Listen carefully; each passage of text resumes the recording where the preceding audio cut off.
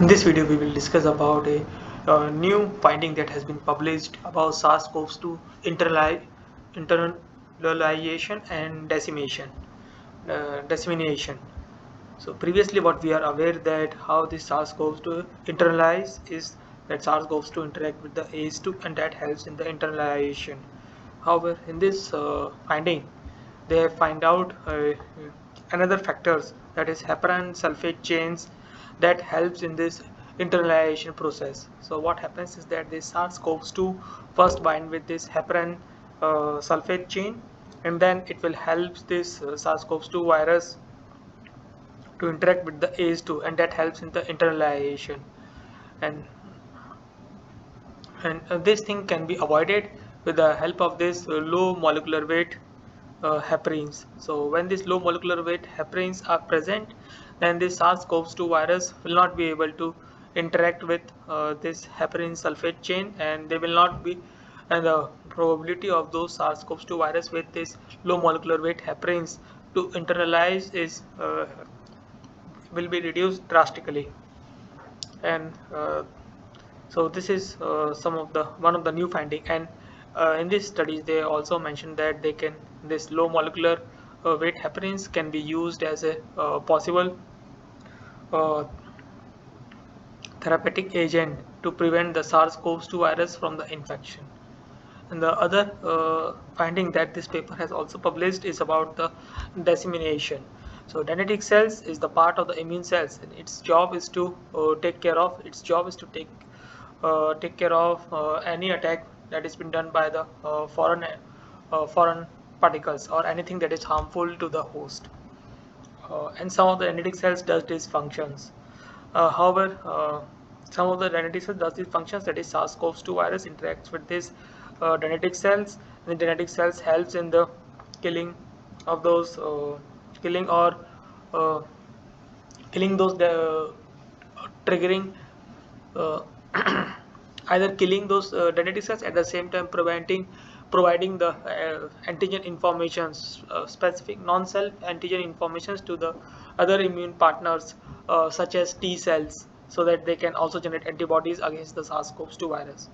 However, in this case also, when this SARS-CoV-2 virus are present with this low molecular weight heparins, then they will not be able to neither interact with the dendritic cells, nor they will be interact with the epithelial cells. So this is this low molecular weight heparins could be a more could be a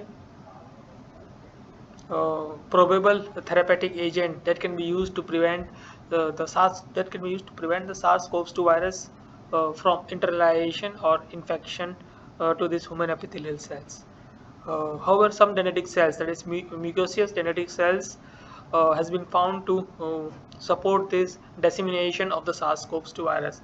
So what this the mucosous dendritic cells does is it will the SARS-CoV-2 virus will be interact with this dendritic cells that has a mucosal or mucus that are present dendritic cells with the mucus. When interacts with the SARS-CoV-2 virus, then they will be captured by dendritic cells, and instead of uh, taking care of this SARS-CoV-2 virus in terms of killing those SARS-CoV-2 virus and activating other immune partners, what it dendritic cells does is they transfer those SARS-CoV-2 virus at the epithelial surface. They help in the transmission of the SARS-CoV-2 virus on the epithelial human surface.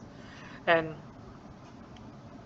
this function of the dendritic cells is quite opposite, or it's quite opposite to what has been expected from those dendritic cells.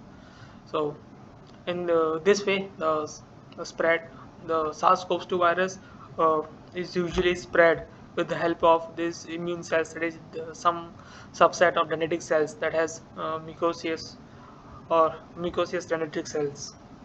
So these are some of the two finding that has been published in this paper, and I hope this finding would help.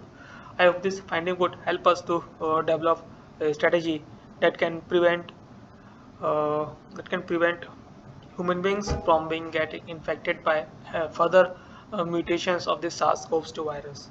If you need to understand about these studies in detail, you can go through the reference that has been provided in the description. So that's all for this video. Thank you for your time.